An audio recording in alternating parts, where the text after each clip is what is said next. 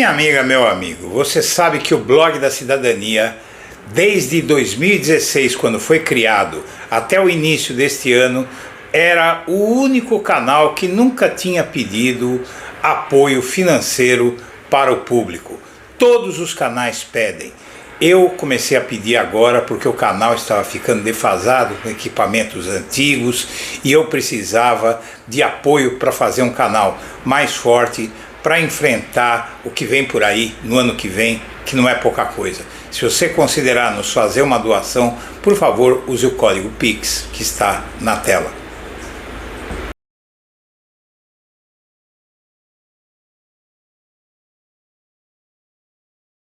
Débora Rodrigues, cabeleireira, presa há 2 anos por pichar uma estátua em Brasília no 8 de janeiro e prestes a ser condenada a 14 anos de prisão. Você acha que isso é justo? Parece que tem alguma coisa errada com a justiça do Brasil. As declarações foram... O mais interessante desse caso é justamente o fato de que o juiz não é ingênuo com relação à sua decisão.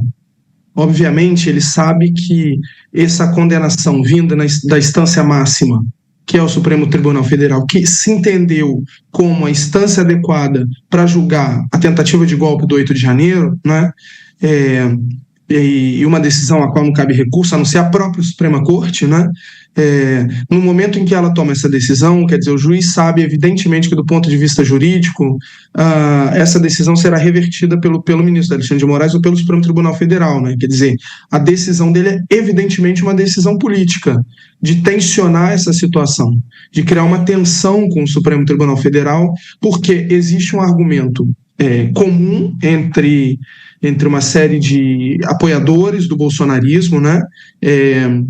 Que é a ideia de que o Supremo não poderia julgar esses casos porque, enfim, estaria comprometido politicamente com a situação, né? Quer dizer, essa tentativa, portanto, de soltura do condenado, quer dizer, o sinal que ela dá é eminentemente político, não é jurídico. Quer dizer, é óbvio que a solução jurídica que esse juiz tentou dar para a condenação do mecânico, que a gente vê nessas imagens fortíssimas, né, quer dizer, destruindo o patrimônio público tem valor histórico, obviamente uma sinalização jurídica, o que mostra que há uma parte do judiciário profundamente comprometida com posições políticas de extrema-direita.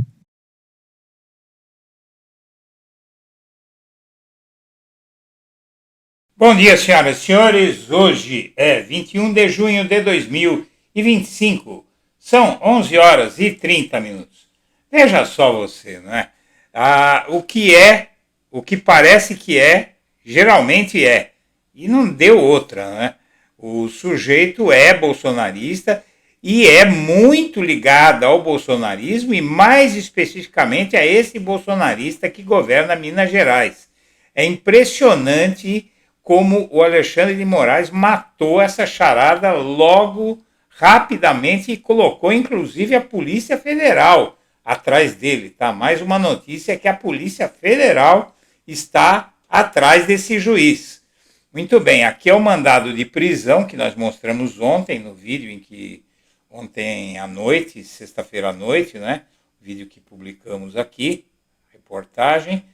E aqui o Alexandre de Moraes, ele faz uma síntese da decisão que aborda também a questão desse juiz. Ele diz que trata-se de execução penal atuada em face a Antônio Cláudio Alves Ferreira, decorrente da ação número tal. O réu também foi condenado ao pagamento do valor mínimo indenizatório, a parcela dele referente a 30 milhões que custou todos esses danos do 8 de janeiro. E em 2/6 de 2025, o juiz de execuções penais da comarca de Uberlândia encaminhou aos autos o atestado de pena a cumprir ao diretor do presídio, professor Jaci de Assis. Em 19 de junho, foi noticiado que o apenado foi colocado em liberdade pelo juízo sem instalação de tornozeleira. Não houve delegação, portanto, de qualquer competência decisória acerca da situação prisional de Antônio Cláudio Alves, como se vê o juiz de direito Lourenço Migliorini Fonseca Ribeiro, da Vara de Execuções Penais da Comarca de Uberlândia, proferiu decisão fora do âmbito de sua competência, não havendo qualquer decisão desta Suprema Corte que tenha atribuído competência para qualquer medida a não ser a mera emissão de atestado de pena. Ressalta-se que, em relação aos condenados às penas de reclusão em regime inicial fechado nas ações penais relativas aos atos criminosos e golpistas de 8 de janeiro, não houve qualquer delegação de competência a nenhum juízo, à exceção, como já destacado, da emissão do atestado de cumprir a pena. Ainda que assim não fosse, o juiz de direito Lourenço Migliorini Fonseca Ribeiro, ao decidir sem competência pela concessão do regime semiaberto ao apenado, o fez em contrariamente à lei. E, efetivamente, o réu é primário e foi condenado por crimes cometidos com violência e grave ameaça, de modo que sua transferência para o regime semiaberto só poderia ser determinada quando o preso tivesse cumprido 25% da pena, e não ocorreu isso.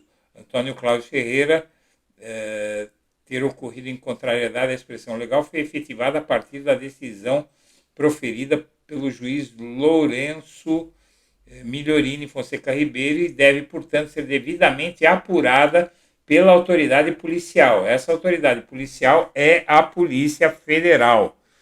Muito bem, o Moraes determinou a investigação do juiz que mandou soltar o homem e já apareceu a capivara dele. Jornal Mineiro, O Tempo, né, de lá da terra onde é esse juiz, diz que o magistrado de Uberlândia, que autorizou a soltura do homem que destruiu o relógio, é ligado ao Romeu Zema. Mas não é só isso. O juiz Lourenço Migliorini Fonseca Ribeiro, da Vara de Execuções Penais de Uberlândia, será investigado por decisão do STF. A decisão foi tomada na quinta-feira. Segundo o ministro do STF, o juiz de primeira instância não tinha competência para fazer o que fez. Lourenço Migliorini Fonseca Ribeiro é juiz de direito de Minas Gerais desde 2006, atua como titular da Vara de Execuções Penais, graduado em Direito, etc., etc., e antes de ingressar na magistratura foi professor no Centro Universitário, formado na Escola Nacional de Formação de Aperfeiçoamento de Magistrados, e aí sai a notícia. Juiz no foco de Moraes já atuou em conselho de Zema sem autorização. Veja só, o juiz que entrou na mira do ministro do Supremo Tribunal Federal, Alexandre de Moraes, já foi alvo de um processo administrativo por integrar um conselho consultivo de política criminal do governo Zema em Minas Gerais sem autorização do Judiciário Mineiro. Após liberar um réu do 8 de janeiro sem ter competência para tal decisão, o juiz entrou na mira da Polícia Federal por decisão de Moraes. Lourenço chegou a atuar em um conselho do governo Zema. O juiz possui graduação em Direito pelo Centro Universitário do Triângulo Mineiro, em 2001, e é especialista em Direito Civil pela Universidade Federal de Uberlândia. Lourenço Migliorini Fonseca Ribeiro é alvo de um pedido de investigação de Moraes por ter soltado sem tornozeleira o Antônio Cláudio Alves, tal. Uma denúncia anônima foi enviada ao Conselho Nacional de Justiça dentro do envelope e indicava que o juiz atuava no Conselho de Criminologia e Política Criminal no CCPC de Minas Gerais, exercendo papel político no governo Zema para a formulação de políticas criminais do Estado. O magistrado atualmente atua na Vara de Execuções Penais de Uberlândia. A denúncia apontava que a participação do Ribeiro na CCPC feria uma recomendação do CNJ, publicada em 2020, que trata da atuação de magistrados em órgãos de outros poderes, especialmente quando há remuneração. Ele, sem avisar a justiça, ele assumiu um cargo no governo Zema sendo pago. Além dele, outros 10 magistrados, incluindo 2 desembargadores, também integravam o Conselho do Governo Mineiro. Segundo o site da Secretaria de Estado de Justiça e Segurança Pública de Minas Gerais, o Conselho tem como objetivo fomentar a valorização humana das pessoas privadas de liberdade, além de colaborar com a execução de metas de ressocialização, blá, blá, blá, blá, blá, blá. O caso resultou em uma investigação interna do CNJ que concluiu que o Conselho, ao contrário do que se sugeria a acusação, não era de natureza política. Segundo o órgão, o CCPC atuava apenas como órgão consultivo.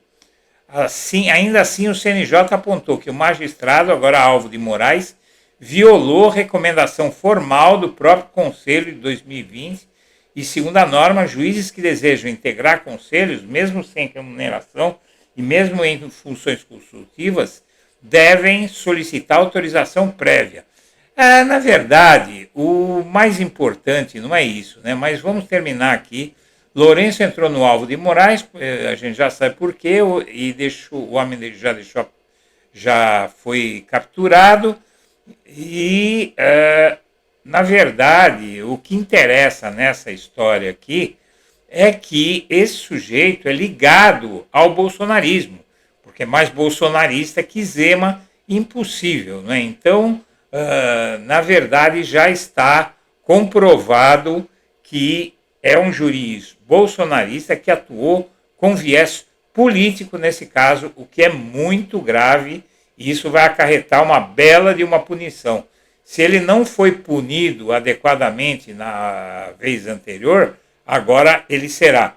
Senhoras e senhores, eu agradeço a atenção e deixo meu abraço para todo mundo.